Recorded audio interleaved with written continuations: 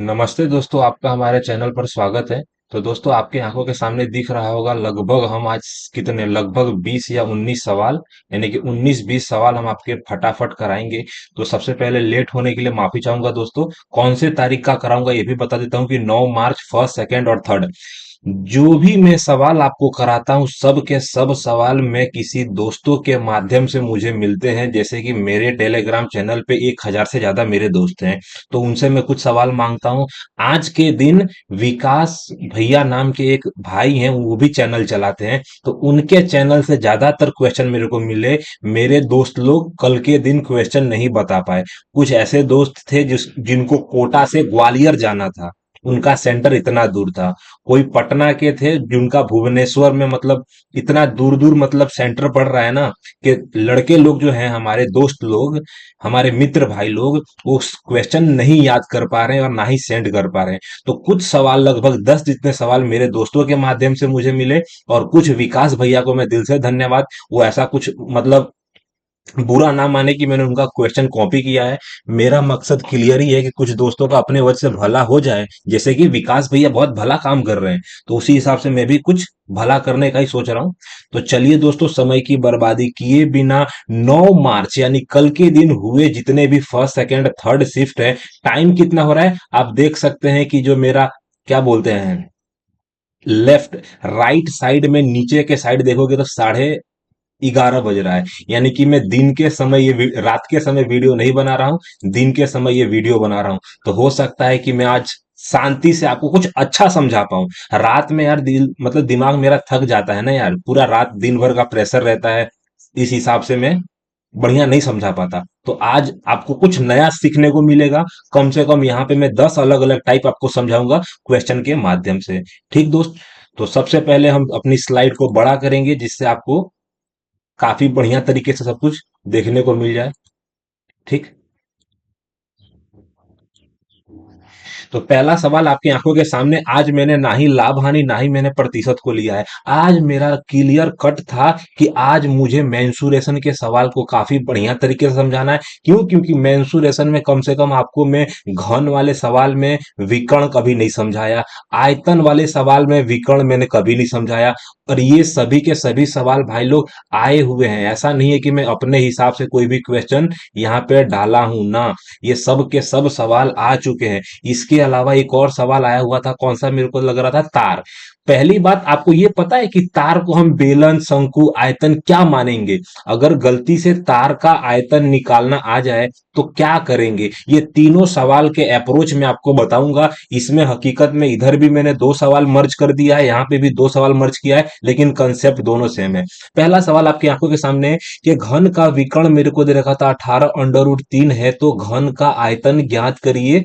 पहला सवाल है, ये पहला सवाल मैं आपको आंखों के सामने बताऊंगा। सबसे पहले विकर्ण, विकर्ण का सीधा सीधा जो फॉर्मूला होता है, विकर्ण का फॉर्मूला होता है ए आ जाएगा, अंडर रूट के अंदर 3 आएगा।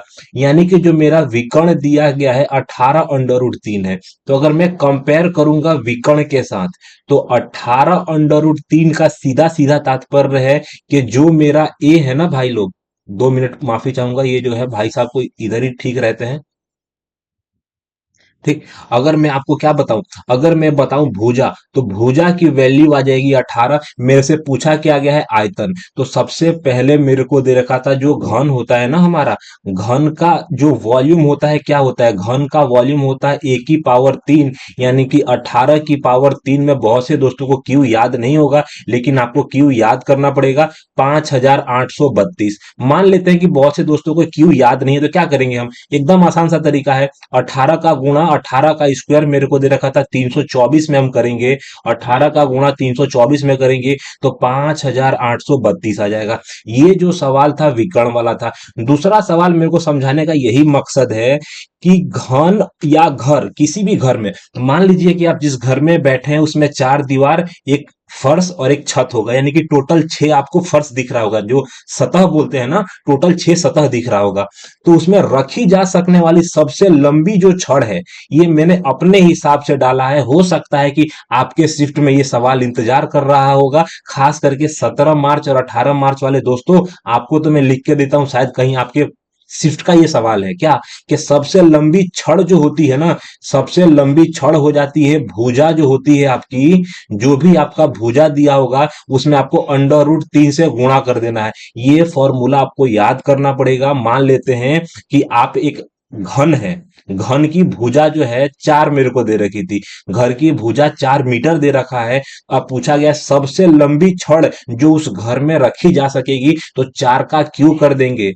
4 का क्यू नहीं करेंगे भैया, 4 नहीं करेंगे, 4 अंडर रूट 3 करेंगे। तो क्या जाएगा आंसर आपका, 4 अंडर रूट 3। मैंने 2 सवाल बताने की कोशिश किया है, दूसरे सवाल का सॉल्यूशन सिर्फ और सिर्फ इतना है, क्या है, भुजा अंडर रूट 3, भुजा गुणा अंडर रूट 3। अब भुजा मैंने 4 माना तो अंडर रूट 3 हो गया। विकर्ण मेरे को दिया गया था, विकर्ण से मेरे को भुजा निकालना था, भुजा मेरा आ जाएगा 18, और घन के लिए मेरे को जो 18 दे रखा था उसका मैंने क्यू किया। एक सवाल को मैंने 2 बार समझाया। दूसरा था आयतन। आयतन का विकर्ण 10 सेंटीमीटर है, लंबाई चौड़ाई का रेशियो थोड़ा उल्टा हो गया है, लंबाई कभी भी बड़ी होती है तो इसको आप उल्टा समझ लेना। इसको या तो आप लंबाई चौड़ाई, कभी भी लंबाई बड़ी रहती है चौड़ाई कम रहती है, ठीक। डायग्राम के माध्यम से अगर मैं आपको बताऊं, तो थोड़ा सा गलत डायग्राम बना दिया है मैंने, लेकिन कोई दिक्कत नहीं है। देखो सबसे पहली बात, विकर्ण क्या होता है, ये कोने को अगर ये कोने से मैं मिला दूंगा तो ये विकर्ण बन जाएगा।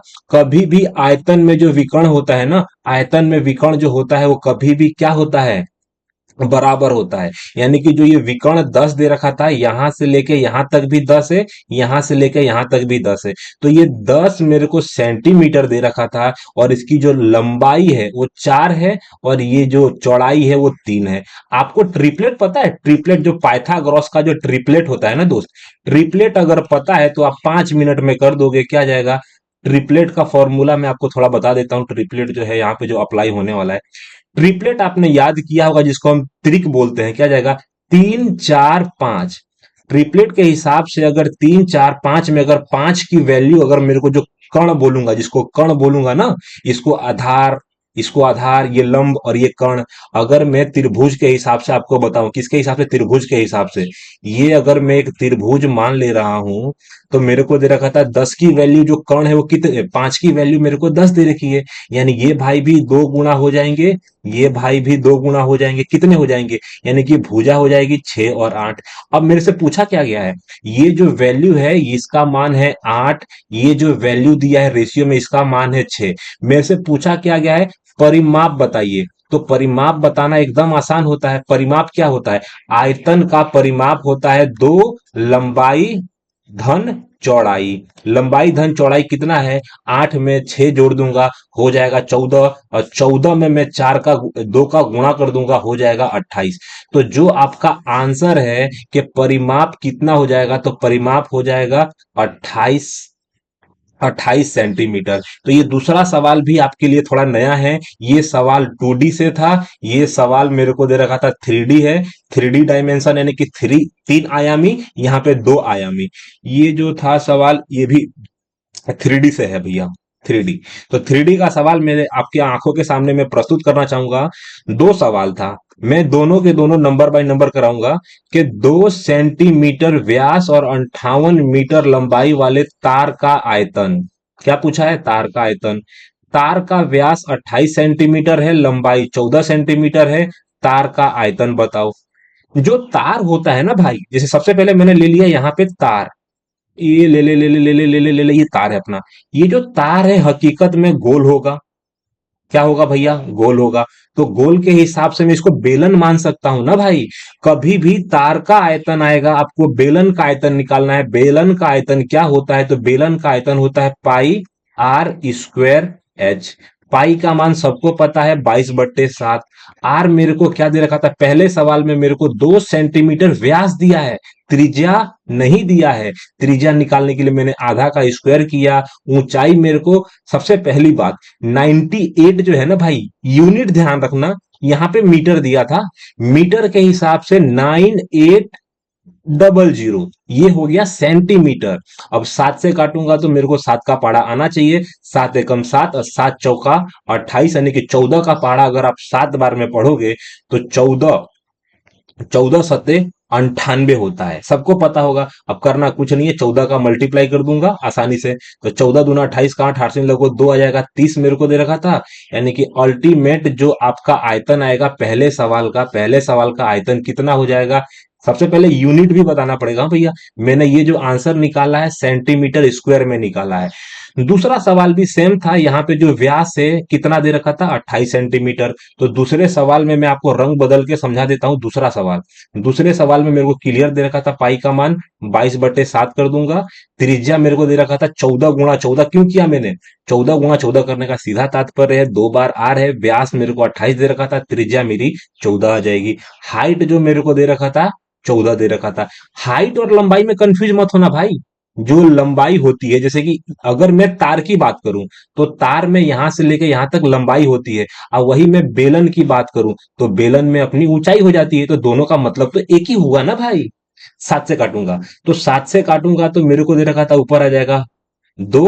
यानी कि आपको करना कुछ नहीं है, 4×4 = 44 और 196 में गुणा करना है। प्लीज दोस्तों, जगह कम है, इतना तो मैं आप पे छोड़ सकता हूं कि आपका एग्जाम है तो कैलकुलेशन तो आपको आनी चाहिए।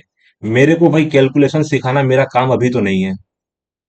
टाइप समझाना बहुत जरूरी है दोस्तों। आपको टाइप आपको अच्छे से आना चाहिए। इस हिसाब से सबसे पहले लाभ और हानि से एक ही सवाल कराऊंगा। भाई पिता नहीं, ये हर बार क्यों ऐसा हो जाता है मेरे से।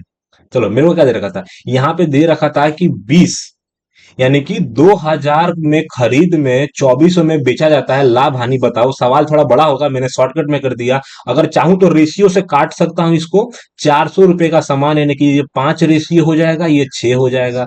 अगर एक बात बताओ, 5 रुपए के सामान को आप 6 में बेचते हो तो कितने का लाभ होगा। तो +1 का लाभ होगा, कितने पे, 5 पे। तो आपका परसेंटेज वैल्यू कितना आ जाएगा, 20% का आपको लाभ हो जाएगा। एकदम आसान सा सवाल था दोस्तों। ये सवाल के बाद मैं आगे बढ़ूंगा। लाभ हानि से मैंने आपको एक ही सवाल बताया। डिस्काउंट, डिस्काउंट से सवाल आपकी आंखों के सामने। ये पता नहीं, मेरे को तो थोड़ा सा सेटिंग जो है ना कभी कभी गड़बड़ हो जाता है यार। तो गड़बड़ हो जाने के बाद मैं इसको सही नहीं कर पाता।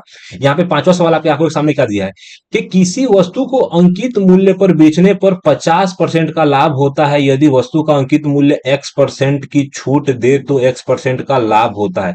X% का लाभ होगा कब, जब X% की छूट दूंगा। तो X का मान निकालना है। सबसे पहले बेसिक फॉर्मूला मैं आपको बहुत बार बताया हूं, बेसिक फॉर्मूले से भी करेंगे और बेसिक कॉन्सेप्ट से भी करेंगे। कंसेप्ट क्या है, एक होता है सीपी कॉस्ट प्राइस, एक होता है मार्कअप यानी कि अंकित मूल्य मार्क प्राइस, एक होता है एसपी यानी कि सेलिंग प्राइस। मान लेता हूं कि 100 के सामान में 50% का लाभ होता है कब, जब मैं अंकित मूल्य पर बेचता हूं। तो ये जो 100 का सामान है, अगर मेरे को 50% का लाभ हो रहा है, कितना, 50% का, तो मार्कअप प्राइस 150% हो जाएगी ना भाई। अब मेरे को ऐसा कहा गया है कि 150 में मैंने X% का डिस्काउंट दिया तो मेरे को X% का क्या हो गया, लाभ हो गया। यहां पे मैं चाहूं तो सीधा भी कर सकता हूं और चाहूं तो आपको फॉर्मूला भी बता सकता हूं। तो मैं आपको एक फॉर्मूला बताऊंगा जो मैंने आपको कितनी बार बताया है, तो लगभग बहुत बार बताया है। तो फॉर्मूला क्या है, फॉर्मूला ये है कि markup percentage upon cost price बराबर 100 माइनस डिस्काउंट। तो डिस्काउंट कितना है, 100 माइनस X% डिस्काउंट है। और प्रॉफिट कितना है, 100 प्लस X% प्रॉफिट है। मार्केट प्राइस कितना है, 150। तो मेरे को दे रखा था मार्क प्राइस 150 है, सीपी मेरा 100 है। ये दोनों को काटूंगा तो जो वैल्यू बचेगा कितना आ जाएगा, 3/2 आएगा। ये समीकरण से अगर मैं सॉल्व करता हूं तो एक्स की वैल्यू निकल जाएगी। मैं आपको बताऊंगा फटाक से। यहां से गुणा करूंगा तो यहां पे 2x होगा, यहां पे गुणा करूंगा यहां पे -3x होगा। यानी कि अल्टीमेट मैंने बराबर के सामने ले गया 5x। यहां पे 2 का गुणा 200 में तो 200 हो जाएगा, और 200, और यहां पे 100 का गुणा यहां पे 3 के साथ करूंगा तो यहां पे 300 हो जाएगा। 300 यहां पे है, 200 यहां पे है। दोस्त, थोड़ा सा मैं गड़बड़ तो नहीं किया ना, ना गड़बड़ तो नहीं किया मैंने। यहाँ पे -3x है तो यहाँ पे +2x होगा ना। थोड़ा सा माफी चाहूंगा, समझाने के लिए। बाकी तो मैं इसका आंसर तो अभी भी निकाल दूंगा, लेकिन आपको समझने में थोड़ा दिक्कत हो सकता है। ठीक, मैंने क्या किया, यहाँ पे -x का गुणा 3 में करूंगा तो यहाँ पे -3x आएगा। ठीक, यहाँ पे 2 का गुणा x के साथ करूंगा तो +2x आएगा। मैंने क्या किया, प्लस का 2x और माइनस के 3x को यहां पे लाया, तो मेरे पास 5x आ जाएगा। यहां का जो 200 है यहां के 300 में घटाऊंगा तो मेरे पास 100 आएगा। तो x का जो वैल्यू आ जाएगा 20% आ जाएगा। यानी कि जो आपका सामान है अगर 50% लाभ होगा अंकित मूल्य पर, तो एक्स परसेंट की छूट दोगे, एक्स परसेंट का लाभ तभी पॉसिबल है जब एक्स का मान कितना हो, तो एक्स का मान 20% हो। तो मुझे लग रहा है काफी शांति से ये फॉर्मूला है, ये कंसेप्ट है बेसिक, तो दोनों का यूज करके शांति से मैंने समझाने का काम किया। ये सवाल मुझे लगता है या तो सेकंड शिफ्ट या तो थर्ड शिफ्ट में आया था। ठीक है दोस्तों, इसके अलावा मैं आपको क्या बताऊंगा, थोड़ा जगह लेना चाहूंगा मैं, जगह मिल जाए तो ठीक रहेगा। इसके अलावा जो डिस्काउंट वाला है, डिस्काउंट वाले से सीधा सवाल था कि 10%, 9%, 10, ये एकल छूट वाला सवाल था। हो सकता है कि डाटा गलत हो, लेकिन आपको डाटा के ऊपर नहीं जाना है, आपको एक सवाल समझना है कि अगर ए और बी दो डिस्काउंट है तो डिस्काउंट निकालने का तरीका होता है प्लस ए प्लस बी माइनस ए और बी का गुणा करके 100 से भाग देने का।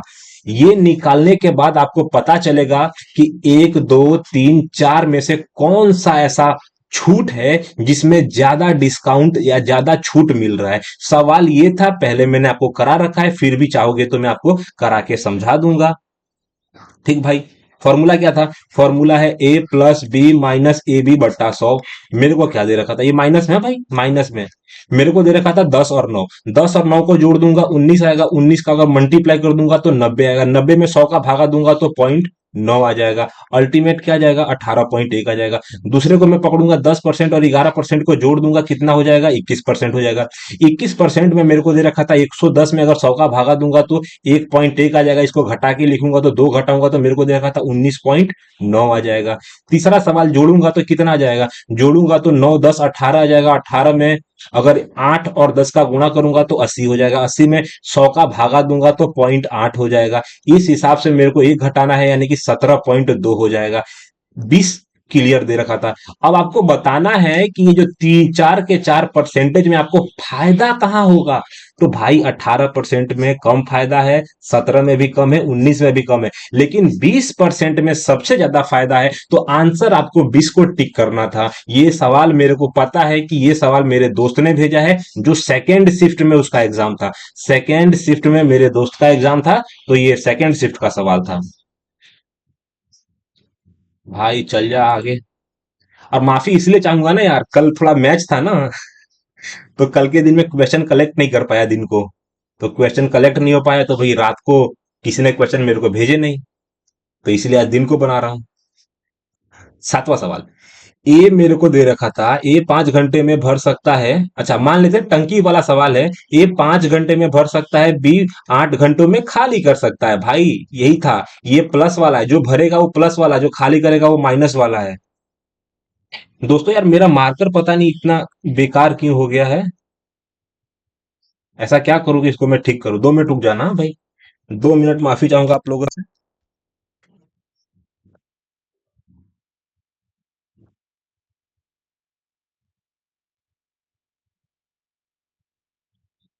ये जो मेरा मार्कर है पता नहीं काम क्यों, अच्छा अच्छा, sorry sorry sorry sorry sorry, मेरी गलती यहाँ पे है।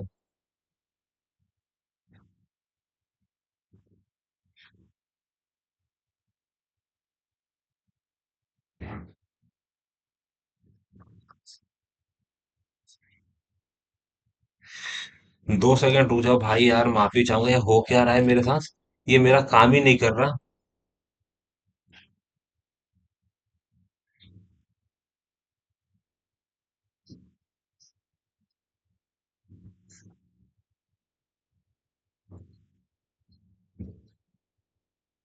क्योंकि बिना मार्कर के आपको अच्छे से समझा पाना थोड़ा मुश्किल है ना यार।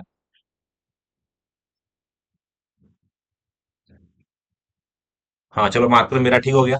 सबसे पहली बात, सातवां सवाल मेरे को क्या दे रखा था? ए 5 घंटे में भर सकता है, यानी कि भरने का मतलब प्लस में है, यानी कि 8 घंटे में खाली कर सकता है, यानी कि माइनस में दे रखा था। दोनों नलों को एक साथ खोला जाता है 1 घंटे में। टंकी का कितना भाग भरा जाएगा। सबसे पहली बात, मैंने ले लिया इसको ए 5 काम कर रहा है और बी माइनस काम कर रहा है 8। दोनों का एलसीएम ले लूंगा, 40 आ जाएगा। ये भाई की मेरे को क्षमता जो है ना, ए की क्षमता 8 आ जाएगी, बी की क्षमता 5 आ जाएगी। ये भाई प्लस में काम कर रहा है, ये माइनस में काम कर रहा है। 1 घंटा जो होगा ना भाई, 1 घंटे में सिर्फ 3 काम होगा। क्यों? क्योंकि तुम 8 काम कर रहे हो, तुम्हारा दोस्त माइनस में 5 काम कर रहा है, तो बचा 3 ही काम है ना। मेरे को निकालना है 1 घंटे में कितना भाग काम हुआ, भाग बताना है। टोटल काम 40 में से तुम दो भाई लोगों ने मिलके 3 किया, तो 3/40 जो है ये काम पूरा हुआ। आपको ये पता होना चाहिए कि किसका भागा देना है किसमें। टोटल काम जो आपने किया है वो ऊपर आएगा, जो आपने किया है वो ऊपर आएगा, और जो टोटल काम है जो करना था वो नीचे आएगा। ठीक सवाल। 8वां सवाल आपकी आंखों के सामने है कि ए बी सी 3 लोग हैं, किसी टंकी को 8 घंटों में भर सकते हैं। तीनों एक साथ खोले जाते हैं। चलो बहुत बढ़िया है, तीनों को एक साथ खोल दूंगा। तो 2 घंटे के बाद, अगर 2 घंटे के बाद सी को बंद कर दिया जाता है, तो शेष टंकी को ए और बी, शेष टंकी को ए और बी आ जाएगा कितना, 9 घंटे में भरते हैं। तो पूरे टंकी को सी अकेला कितने घंटों में भरेगा। सी अकेले भी किसी टंकी को भरने के लिए यहाँ पे करना कुछ नहीं है। सी जो है ना भाई, सी की इफिशियंसी निकाल दिए, सवाल हो जाएगा। ये सवाल नल और टंकी का है। किसका? न से नल, नल टंकी। तो नल टंकी वाला सवाल जो होता है, टाइम एंड वर्क का ही एक पार्ट है। टाइम एंड वर्क के ज्यादातर टाइप मैंने आपको बता दिया, इसीलिए आज मैंने सिर्फ फोकस नल और टंकी पे किया है। नल और टंकी मेरे को देखता नहीं कि सी अकेले कितने घंटे में भरेगा। क्या आएगा? सी अकेले कितने घंटे में भरेगा। 8वां सवाल आपकी आंखों के सामने मेरे को दे रखा था। सबसे पहले मेरे को करना क्या है, सी की इफिशियंसी निकालना है। तो ए बी सी किसी काम को 8 घंटों में करते हैं और तीनों साथ में करेंगे, तो 2 घंटे के बाद सी निकल जाता है। 2 घंटे के बाद, तो मेरी बात समझो, ए प्लस बी प्लस सी ये मिलके साथ में काम किया। जब सी निकल जाता है ना, तो शेष को पकड़ो। कभी भी ऐसे सवाल में शेष को पकड़ना है। शेष टंकी को ए और बी 9 घंटों में भरता है। तो ए प्लस बी किया, ए प्लस बी 9 घंटों में जो काम करते हैं, ए प्लस बी, यानी कि ये दोनों इनकी इफिशियंसी है। ए और बी 9 घंटे में जितना काम करते हैं, उतना ही काम 6 घंटे में ए बी सी करते हैं। मैंने क्या किया, मैंने 8 घंटे में से 2 घंटे घटा के यहाँ पे 6 घंटे लिखा। 8 घंटे में से 2 घंटे घटा के मैंने 6 घंटा लिखा। करना कुछ नहीं है, इसको सॉल्व कर दूंगा तो मेरे को क्या मिलेगा, मेरे को मिलेगा यहाँ पे, भाई इरेज हो जा, इरेज हो जा। मेरे को क्या मिलेगा, यहाँ पे ए और बी 9 है, यानी कि ए बी को 6 से मैंने गुणा किया था, तो मेरे को यहाँ पे मिलेगा 6 सी। और ए प्लस बी को 6 है, ए प्लस बी 9 में से घटाऊंगा, यानी कि 9 में से मैं 6 घटाऊंगा, तो मेरा आंसर आ जाएगा 3, ए प्लस बी। समझ में आया? यानी कि ये वाले समीकरण से ये बात कंफर्म हो जाता है कि 2 सी, यानी कि सी की इफिशियंसी का 2 गुणा करूंगा, सी की इफिशियंसी का 2 गुणा करूंगा, तो क्या मिलेगा, ए प्लस बी की इफिशियंसी मिलेगी। ए प्लस बी की मुझे इफिशियंसी मिलेगी। ये आपका रियल मेथड था।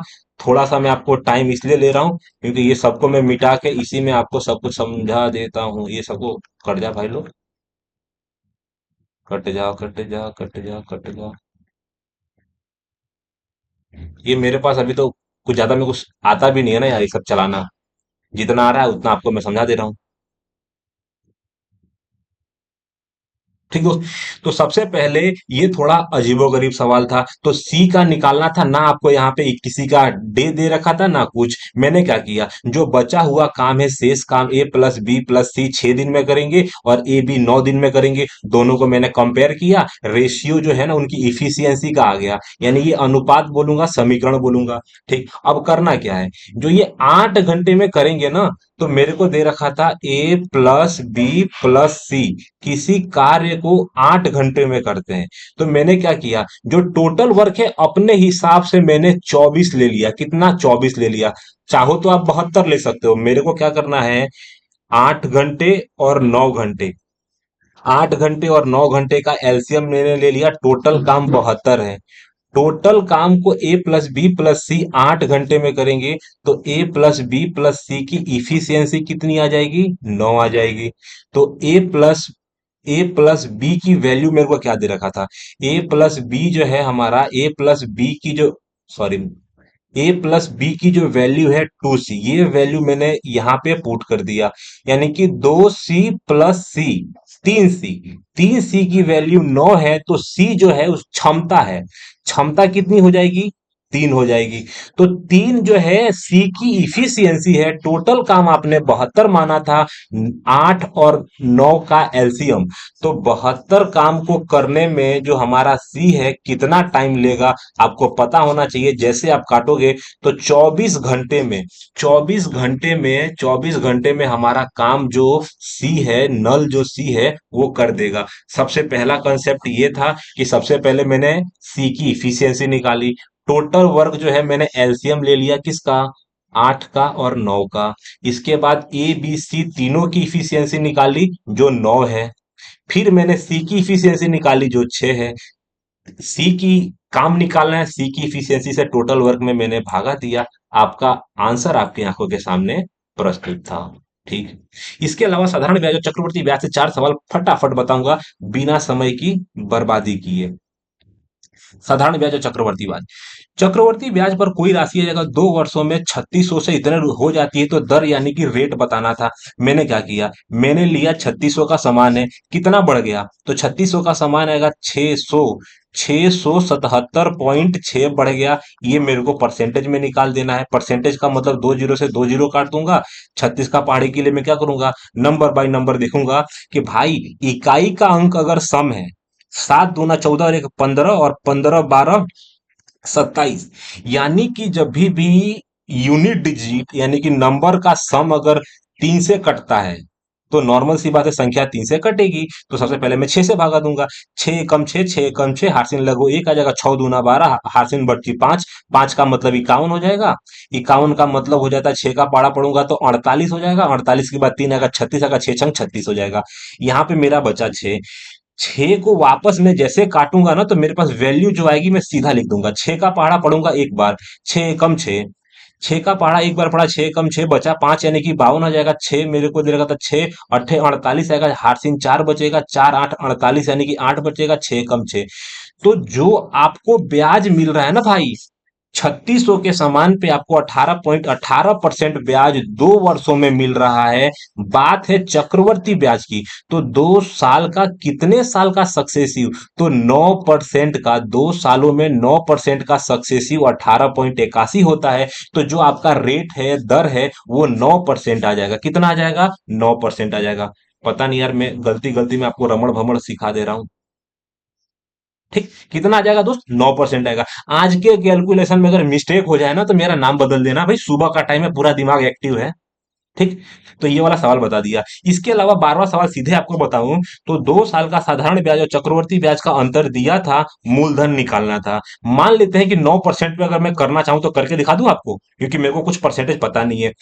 करना कुछ नहीं होता है, 2 साल का जब अंतर पूछे ना तो उन लोग का परसेंटेज का अंतर निकाल देते हैं। अगर 9% का निकालना हो तो साधारण ब्याज कितना हो जाएगा, 18%। चक्रवर्ती ब्याज 18.81%, यानी कि अल्टीमेट 0.81% की वैल्यू आपको सवाल में दिया होगा। अगर 9% रेट है तो आपको 100% की वैल्यू एग्जाम में निकालनी थी। तो ये हो गया 12वां सवाल, मैंने 9वें सवाल के साथ मर्ज करके करा दिया। इसके साथ मैं आगे बढ़ूंगा 10वां सवाल के ऊपर। कुछ संख्या दिया था 40%, यानी कि कुछ संख्या दिया है, मान लेता हूं संख्या कितनी है, 10,000 ले लूं, 10,000 ले लेता हूं। ठीक, संख्या 10,000 है। 40% वार्षिक चक्रवर्ती ब्याज 1.5 सालों का बताइए अर्धवार्षिक रूप से संयोजित होता है, अर्धवार्षिक रूप से। चक्रवर्ती ब्याज अगर अर्धवार्षिक रूप से होगा तो जो आपका रेट होगा 40%, 40% का हाफ कर दूंगा, बचेगा कितना, 20%। 6 6 महीने का 1.5 सालों तक 3 बार ब्याज मिलता है। तो 20% का 3 बार का मैंने कल ही बताया था 72.8 होगा। किसी भी दोस्त को अगर कंफ्यूजन है ना भाई, कल की क्लास देख लो।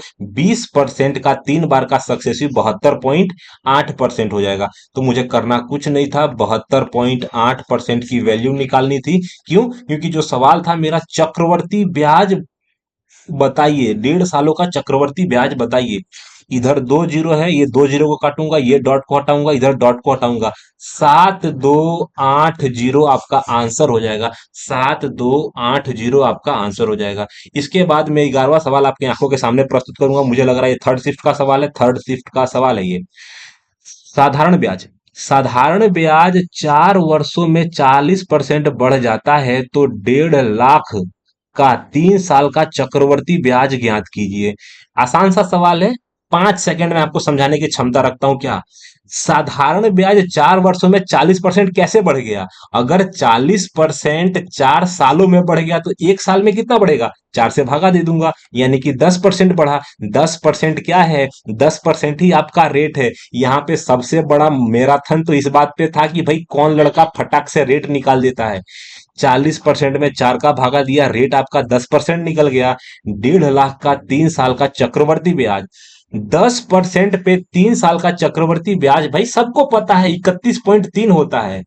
एक 50,000, 50,000 में मेरे को दे रखा था 33.1% सक्सेसिव है। 10% का 3 साल 31.1% होता है। फिर मेरे को दे रखा था 20% कहाँ गया, हाँ, 20% का 3 बार का सक्सेसिव 72.8 होता है। यार इतना तो आपको याद होना चाहिए। ठीक, अब मेरे को करना क्या है, परसेंटेज को हटाया मैंने, यहां से परसेंटेज को काट देता हूं भाई सबके सामने।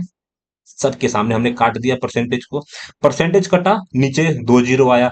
2 जीरो को काटूंगा, ऊपर 2 जीरो कटेंगे, ये दशमलव को हटाऊंगा, ये दशमलव हट जाएंगे। अब करना क्या है, जीरो मैंने ले लिया, 15 एकम 15 का 5, हाथ से लगो एक, 15 तिया 45, 46 का 6, हाथ से लगो एक, 46 एक 47 आ जाएगा। यानी कि 47,650। 47,650 11वें सवाल का आंसर आपकी आंखों के सामने मैंने प्रस्तुत कर दिया है। अब इसके बाद मैं जाऊंगा आगे वाले सवाल पे। लगभग मुझे लगता है कुछ सवाल बचे हैं, औसत का सवाल। औसत के सवाल से बहुत अजीबोगरीब सवाल है। 15वां सवाल मैं पहले बताना चाहूंगा, क्यों, क्योंकि बहुत बार बता दिया है। भैया 5 संख्याओं का योग दिया रहता है, उनमें से 2 संख्याओं का औसत दिया होता है तो 2 गुणा x भी दिया रहता है। तीसरी संख्या जो होती है जिसको मैं y मान लूं दिया रहता है, और बाकी 2 संख्याओं का औसत पूछता है। तो जो भी संख्या है उसमें से बाकी दोनों संख्याओं को घटा दिया करो, 2 से भाग दिया करो। ये कंसेप्ट पे 10 बार मैंने बता दिया है और 10 बार ये सवाल में आ चुका है। ये जो है ना, प्रथम 116 बोलो, प्रथम 111 बोलो, कल के दिन 111 का सवाल था। मैं आपको वापस बता दूंगा, सम विषम, सम विषम और प्राकृतिक, सम विषम और प्राकृतिक जो संख्या है ना, सम विषम और प्राकृतिक संख्याओं का प्राकृत बोलते हैं ना भाई। तो प्राकृत संख्याओं का मैं थोड़ा गलत लिख दिया क्या, मेरी बात समझ। तो सबसे पहले सम आता है, उसके बाद विषम आता है, फिर आता है प्राकृत। ठीक, तो मेरे को प्रथम एन सम संख्याओं का सबको पता होगा क्या जाएगा, n+1 होगा। प्रथम एन सम संख्याओं का औसत n+1 आ जाएगा। n का मतलब अगर 116 ले लूंगा तो आंसर आ जाएगा 117। अगर विषम संख्या का बोलूं तो n आ जाएगा, आंसर आ जाएगा 116। प्राकृत संख्या का आएगा आंसर तो, माफ करो यार, फिर गड़बड़ा गया मेरा से यार, टिपा जाता है यार, कुछ भी लिखा जाता है। n+1, n+1/2 का सीधा सीधा तात्पर्य है कि 116 में एक जोड़ दूंगा 117 आ जाएगा। 117/2 का सीधा सीधा मतलब होता है 8, मेरे को दे रखा था 58 हो जाएगा, 8 दूना 16.5 हो जाएगा। ठीक, ये तीनों सवाल के अलावा प्रथम एन प्राकृत जो संख्या होती है ना, प्राकृत यानी कि नेचुरल नंबर, मैं इसको प्राकृतिक बोलता हूं भाई, प्राकृतिक नंबर, प्राकृत। तो जो प्राकृत होता है ना, प्राकृत का घन और वर्ग आपको आना चाहिए। वर्ग बता देता हूं, वर्ग का फॉर्मूला क्या होता है। वर्ग का फॉर्मूला लगभग कल मैं थोड़ा कंफ्यूजन में चला गया था, क्या होता है। तो फॉर्मूला होता है n+1, n+1 2n+1/6। ठीक, अब इसके अलावा प्राकृत संख्या जो होती है ना, प्राकृत संख्या का घन का औसत क्या होगा। सब में मैं औसत बता रहा हूं भाई, कंफ्यूज में मत जाना यार। ठीक, तो यहां पे आ जाएगा n+1 का स्क्वायर और बट्टे आ जाएगा 4। ठीक, तो मैंने काफी शांति से बताया कौन सा सवाल, कि प्रथम n संख्याओं का अगर औसत पूछे तो मेरे को दे रखा था, अगर मेरे से सम पूछेगा तो सम में मैं क्या करूंगा, n+1 लगा दूंगा। सम पूछेगा तो n+1 लगा दूंगा। अगर मेरे से विषम पूछे तो ओनली फॉर n लगा दूंगा। प्राकृतिक पूछे तो n+1 मेरे को दे रखा था, n+1/2 लगा दूंगा। वर्ग पूछे तो n+1 2n+1/6 लगा दूंगा। इसके अलावा अगर n प्राकृतिक संख्याओं का औसत पूछे, वो योग का औसत, तो मेरे को n+1 का स्क्वायर बटे 4 लगा के मैं आंसर निकाल सकता हूं। इसके अलावा एक नया सवाल था जो कल के दिन आया था, आपको समझना काफी जरूरी है। कलर बदलने के में, चलो ठीक है। 13वां सवाल आपकी आंखों के सामने क्या बोलता है? भाई मेरे को लग रहा है कल 4 विषय थे, मैंने आपके आंखों के सामने एबीसीडी लिख दिया है क्योंकि आपको समझ में थोड़ा अच्छे से आएगा, ठीक। ए बी सी, तो मेरे को दे रखा था ए बी सी और डी का औसत कितना दे रखा था? 50.5। 4 से गुणा में क्यों कर रहा हूं आपको पता होना चाहिए। 4 यानी कि 200 आ जाएगा, 202 हो जाएगा। ये टोटल संख्या है कितनी? 4 अंकों की। ए बी सी 4 अंकों की नहीं है भाई। ए बी सी डी 4 ऐसी सब्जेक्ट है या संख्या है जिनका औसत मेरे को 50.5 है, टोटल योग 202 है। उसके बाद मेरे को दे रखा था, उसके बाद अपने को क्या दे रखा था? उसके बाद मेरे को दे रखा था ए ई एफ जी, यानी कि मैंने वापस लिख दिया, ए लिख दिया, ई लिख दिया, एफ लिख दिया, जी, यानी कि ये तीन अलग है, ये तीन अलग है। यहाँ पे ए कॉमन है, यहाँ पे ए कॉमन है। इनका औसत मेरे को दे रखा था 72। 4 से गुणा करूंगा तो टोटल नंबर आएगा 4 दूना 8, 4 दूना 7, 7 चौके 28 आ जाएगा, ठीक। अब मेरे को दे रखा था, यहाँ पे मुझे कलर बदलने की जरूरत है। यदि सातों का जो औसत अगर 58 दिया है तो ए का वैल्यू निकालना है। मैंने नंबर बाय नंबर पढ़ा, पहली लाइन पढ़ा, पहला सॉल्यूशन, दूसरी लाइन पढ़ा, दूसरा सॉल्यूशन, तीसरी लाइन पढ़ूंगा कि सात संख्या कौन कौन सी है आपको पता है ना। A plus B plus C plus D plus E plus F plus G, ये हमारी सातों सात संख्या है जिसका औसत मेरे को 58 दे रखा था। 58 में मेरे को 7 से मल्टीप्लाई करना पड़ेगा। भाई मल्टीप्लाई करना याद रखना भाई। यहाँ पे 4 संख्या है तो 4 से गुणा, 4 संख्या है तो 4 से गुणा, 7 संख्या है तो 7 से गुणा। 7 अट्ठे 56 का 6, हासिल लगो 5, 5 7 पचे 35 आ जाएगा, हासिल लग जाओगे 400। निकालना क्या है? ए का निकालना है। मेरी बात समझ। अगर मैं बी सी डी को, बी सी डी कोई अच्छा कलर है आपके पास? अपने पास ये कलर है। अगर ए बी सी डी ये चारों, ये तीनों को ये तीनों से काट देता हूं। ई E F G, E F G से ये लोगों को काट देता हूं, तो ऊपर 2 जीरो बचेगा, नीचे ए बचेगा, ए बचेगा। ए से ए कटेगा ना, तो ये सबका जैसे मैंने सम किया, इतना में अगर मैं सम करने के ऊपर आ जाता हूं, इतनी संख्याओं का अगर मैं सम कर देता हूं, जोड़ देता हूं, तो 2 ए में से ए घटेगा तो आपका आंसर आ जाएगा ए। यहाँ पे मेरे को 400 घटाना है, तो 200 से 200 घट, 200 200 400, 400 में 400 घटा दिया तो बचेगा ऊपर 90। 90 में से जैसे आप 6 घटा दोगे तो 80, 4 84 जो है ए की वैल्यू आ जाएगी। तो काफी शांति से औसत के जो नए टाइप आए हुए हैं मैंने आपको काफी बढ़िया तरीके से समझा दिया, ठीक। अब इसके बाद हम आगे बढ़ेंगे। आगे हम क्या देखेंगे? एक ट्रेन वाला सवाल है और एक नाव और धारा का है। मुझे लगता है और 4 सवाल है, फटाफट आपको मैं करा के दिखा देता हूं दोस्तों। सबसे पहले ये ट्रेन का था कि मेरे को 375 मीटर ट्रेन अगर विपरीत दिशा में आ रहा है, 10.2 किलोमीटर पर आवर, व्यक्ति को 15 सेकंड में पार करती है, तो ट्रेन की चाल बताना है। ट्रेन की लंबाई होती है एल।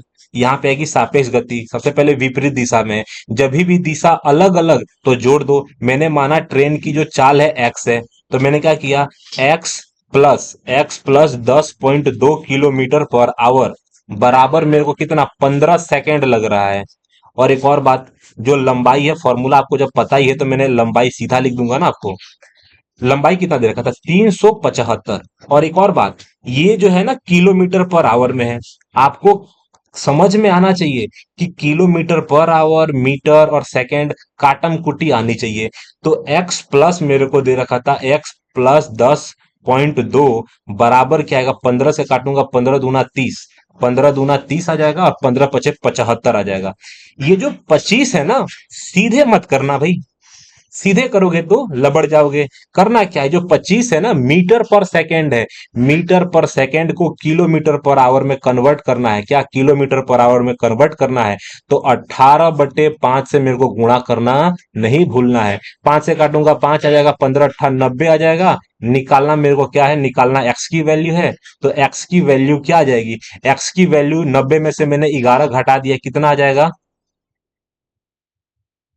78, 79.8, 79.8 जो है, आपकी जो ट्रेन है उसकी चाल है, कितना आ जाएगा, 79.8। करना क्या है, मैंने 11 घटा दिया, 8.8 जोड़ दिया। ये आपको आना चाहिए था। 17वां सवाल, यदि कोई नाव 6 किलोमीटर धारा के प्रतिकूल 45 मिनट में जाती है तो धारा की गति 4 किलोमीटर है, तो नाव की गति निकालिए। मैंने वापस क्या किया, नाव की गति को एक्स मान लिया। कितना किलोमीटर जाना है, 6 किलोमीटर जाना है। 6 किलोमीटर जाने में सबसे पहले प्रतिकूल, प्रतिकूल अनुकूल, यहां पे था विपरीत दिशा, यहां पे था प्रतिकूल। दोनों में लैंग्वेज समझना है। ये बोर्ड और स्ट्रीम का सवाल है। प्रतिकूल का मतलब होता है कि आपकी नाव जिस दिशा में जा रही है, आपकी नाव जिस दिशा में जा रही है, धारा उसके विरुद्ध दिशा में है, तो आपकी गति धीमी हो जाएगी। जो भी करना है, एक्स माइनस मेरे को 4 किलोमीटर पर आवर है, ये भी किलोमीटर में है, यहाँ पे जो है ये मिनट में दिया है। तो 45/60 करूंगा तो क्या हो जाएगा, आवर्स यानी घंटे में बदल जाएगा। अब करना कुछ नहीं है, काटम कुटी है, इसको काटूंगा किससे, 15 से। 15 तिया 45, 15 चौके 60, ठीक है। 3 से काटूंगा तो मेरे को दे रखा था 2, यानी कि अल्टीमेट मेरे को दे रखा था x-4 बराबर 8 किलोमीटर पर आवर। एक्स मेरे को दे रखा था मेरी नाव की चाल, मेरी नाव की चाल आ जाएगी 12 किलोमीटर पर आवर। तो मुझे लग रहा है दोस्तों, काफी शांति से दोनों सवाल मैंने बिना कैलकुलेशन मिस्टेक के समझाया है। हो सकता है थोड़ा बहुत कैलकुलेशन मिस्टेक हो जाए, लेकिन आज चांस नहीं है, क्योंकि मैं सुबह आपको सब कुछ करा रहा हूँ। रात में मेरा दिमाग थक जाता है, तो उस हिसाब से मेरी कैलकुलेशन मिस्टेक, क्या कंसेप्ट तक भूल जाता हूँ मैं रात को यार। ठीक, लग रहा है वापस गड़बड़ कर दिया है मैंने, ये पता नहीं कैसे हो जाता है अपने आप। लेकिन दो सवाल है, समझ लो यार। किसी टंकी में, प्रतिशत से सवाल था, किसी टंकी में 58 लीटर तेल डालने पर, टंकी है, मान लेते हैं कि ये हमारी टंकी है, टंकी में 58 लीटर तेल डालने पर 1% टंकी खाली रह जाती है, तो उसमें कितना तेल डालना चाहिए। उसमें, और भाई ये सवाल है, उसमें और कितना तेल डालना चाहिए, 2 दशमलव स्थान तक बताइए। ठीक, तो मैंने क्या बोला कि मैंने टंकी में तेल डाला, ठीक ठीक ठीक ठीक, तो सब भर गया, लेकिन जो है ना 1% भाग बच गया। तो इसका मतलब ये है कि 99% टंकी को भरने में 57 लीटर पानी चाहिए, तेल चाहिए। तो 1% की तो वैल्यू पूछ रहा है, 1% और भर दूंगा तो 100% में हमारी टंकी फुल हो जाएगी ना। तो करना कुछ नहीं है, 99 का सीधा इसमें भाग दूंगा, ये लीटर में है भैया। तो मैंने करना कुछ नहीं है, 57 को डिवाइड करना है 99 में। यहीं से मैं आपको डिवाइड करके दिखाता हूँ। सबसे पहले जीरो लगाया, जीरो बढ़ाया, 99 का पारा 570 बार में जाऊंगा तो 5 आ जाएगा, यानी कि 500 में 5 कम, यानी कि जो हार्सिन बचेगा वो 75 बचेगा। दशमलव लगा है तो जीरो आ जाएगा, यहाँ पे आ जाएगा 60। ये आपका आंसर था 19वें सवाल का। समझ में आया, सेम टाइप सेम कंसेप्ट उन 18वें सवाल में भी अप्लाई होगा, जो मैं आपको चंद मिनटों में बता देता हूं। चलो, 18वां सवाल क्या है, कि मेरे को दे रखा था 63 घंटे भरता है, यानी कि कोई टंकी को 63 घंटे में भरता है, 10% खाली रह जाता है। यानी कि जो 63% भरने के बाद मैं वापस एक टंकी का फोटो बनाऊंगा आपके आंखों के सामने। ये टंकी जो है ना, इतनी भर जाती है, कितने घंटों में, 63 घंटों में। इतनी भरी 63 घंटों में। और 10% जो बाकी रह जाता है, कितना, 10% खाली रह जाता है, तो कितने समय में पूरा भरेगा। तो भाई सीधी बात है ना यार, 90% की वैल्यू तुमने मेरे को 63 बोला, क्या 63 घंटा, 63 घंटा। तो मेरे को निकालना क्या है, कितने घंटों में भर जाएगी। तो मैं क्या करूंगा, 10% की वैल्यू निकालूंगा, 9 से काटूंगा तो कितना आ जाएगा, 7 घंटा। तो मेरे को निकालना क्या है, 100% की वैल्यू। यहाँ पे अलग सवाल था, इसमें सिर्फ मेरे को 1% की वैल्यू निकालनी है, यहाँ पे मुझे 100% की वैल्यू निकालनी है। दोनों को जोड़ दूंगा, 17 घंटे में मेरा टंकी है भर जाएगा। सवाल समझ में आ गया होगा, ये सवाल सेम था, आपके आंखों के सामने ये सवाल प्रस्तुत है। कौन सा सवाल, दूसरा। अगर मान लेते हैं घंटे के जगह पे लीटर आ जाए और पानी आ जाए तो क्या करोगे? सेम कंसेप्ट है भैया, कि मेरे को दे रखा था 90% जो है, 90% भरने में 63 लीटर पानी चाहिए, तो भाई 10% भरने में वापस 7 लीटर पानी चाहिए होगा। तो टोटल 100% टंकी भरने में, तो पूरी टंकी, पूरी की पूरी टंकी भरने में कितना लीटर पानी चाहिए? आंसर आ जाएगा 70 लीटर। तो दोस्तों, जय हिंद जय भारत। एग्जाम हॉल में धमाल मचा दीजिए, जितना हो सके मैंने अपने तरफ से सब कुछ आपको बता दिया है। ऐसा कोई कंसेप्ट नहीं है जो बाकी है, सब कुछ मैंने बता दिया है। हो सकता है 35 में से 20 से 25 सवाल मेरे बताए हुए आएंगे ही आएंगे। तो मैं यहाँ पे वीडियो रोकता हूँ।